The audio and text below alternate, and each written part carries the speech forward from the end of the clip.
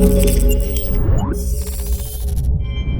what's going on guys, Arekkz here, welcome back to another video for Nintendo Switch. And in this video, I want to give you guys a really good tour of the home menu, the OS, basically all the different kind of settings options, pretty much everything you want to know about on this screen that we haven't seen up until now. Because let's be honest, you haven't really seen a great deal of this. We've seen some screenshots and a few kind of very quick snippets, but this is my chance to kind of show you guys pretty much everything. There are a few things that at this current moment in time I can't show you, namely the eShop, the album, and the kind of friends list and sort of online social stuff. So that will have to be left until a later date. But besides that, I can show you everything else. So if you do enjoy this, you do find it helpful, then a like would be super appreciated. Any questions, of course, drop them down below, but let's get started. So first up, this is of course your main app tray. This is where you will install your games. I don't currently have any games, nor do I have access to the eShop, so I can't install anything.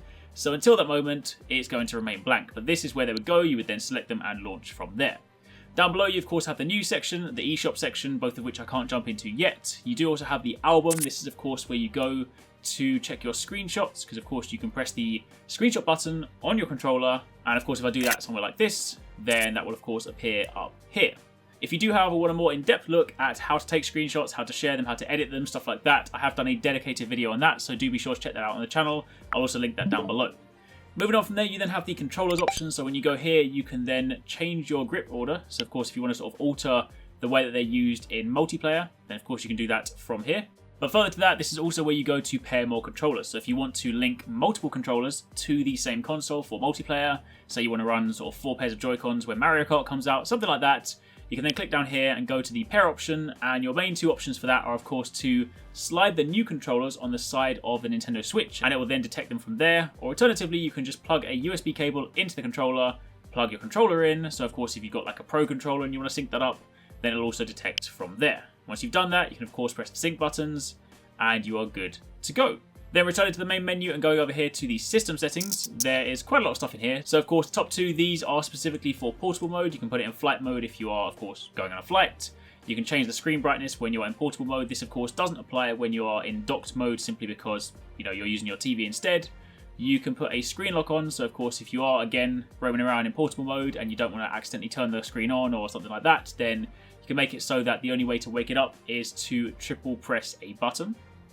Further down, of course, you have parental controls if you want to kind of enable them. You have your internet settings for whatever you're connected to. Data management, so of course this will show your system memory and your micro SD card. The internal storage of the system comes in at just under 26 gig, or that's of course the available space anyway. But don't forget, you can put micro SD cards in, and it supports SDXC as well. So if you do want to get some pretty beefy ones like 120 gig, then you can definitely do that. For screenshots, you can save about 1,000 screenshots to the internal memory, and of course beyond that, they'll need to go to the SD card. Further down, you have your user account, so if you want to add multiple users, you can do that from here. Again, I've done a dedicated video on how to add multiple user accounts and some of the other stuff you need to know with regards to linking different Nintendo Network ID accounts, so check that out. Of course, down here, if you want to create a Mii, while the Nintendo Switch doesn't have Miiverse, you do still have the ability to create Miis if you want to. You can use them for your profile pictures. The customization options are pretty much the same as you are used to from, say, across 3DS and Wii.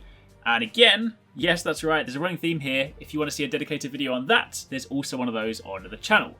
As for Amiibo, if you want to register any of the ones that you have, then you can link them. Don't forget that the right Joy-Con also has an NFC reader in, so that is basically your Amiibo reader. You can tap it against your Joy-Con and it will detect your Amiibo. Further down, you have themes. This is the cool one. You can actually swap between the basic white theme, which of course, as a quick reminder, looks like this on the home menu. Or you can go to the basic black theme, which looks like this. Actually, really cool. I do actually prefer this one. I just haven't swapped over to it yet, just because, of course, I'm still making some videos for you guys. And of course, while at this moment in time, there's only white and black, the fact that that does exist in the menu makes me wonder whether at some point further down the line, we may well get, say, different options for, you know, custom themes, you know, images in the background, different colors, stuff like that. But at this moment in time, that's not confirmed. That is just speculation. Further down, you have notifications. So of course, if you want to turn them off for, say, when download's finished, or notification sounds, you can alter those. Sleep mode, you can of course mess with that. Controllers and sensors, this is for sort of calibrating things and whatnot. Your TV output, you can of course change your resolution and all those associated options. And finally, for the system, of course, you have your nickname, your language, your region, date and time, and all that stuff. So those are the main settings options.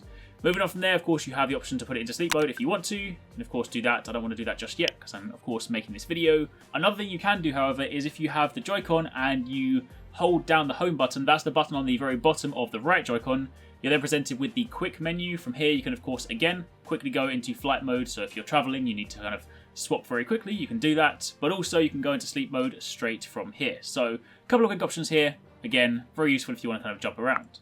Finally, from there, of course, in the top left-hand corner, you have your profiles. So you can select this, and of course, you can then look at your options. So from here, you can change your picture if you so wish. I don't want to, actually quite like my one. Good old Ganondorf, Wind Waker Ganondorf, no less. You can change your profile. This is, of course, what appears when you go online and whatnot. You can then link your Nintendo Network ID, and of course, for the remaining stuff, the friend list, add friends, and all the user settings, I'm going to have to leave that for the time being, because that does, of course, hinge on being connected to the online services, and that also requires an update, which I don't have at the time of making this video. So for the time being, that was a comprehensive look at all the different options in the Nintendo Switch home menu, the settings and stuff like that. If you guys have any questions, drop them down below. Again, if you've missed any of my previous videos or any of the other Switch videos, keep it locked to the channel. There is so much stuff coming your way. So if you're excited about Nintendo Switch, you want some stuff to kind of pass the time, or you just want to sort of stay up to date on all things Nintendo, then you're definitely in the right place. Thank you very much for watching. Take it easy. Catch you next time.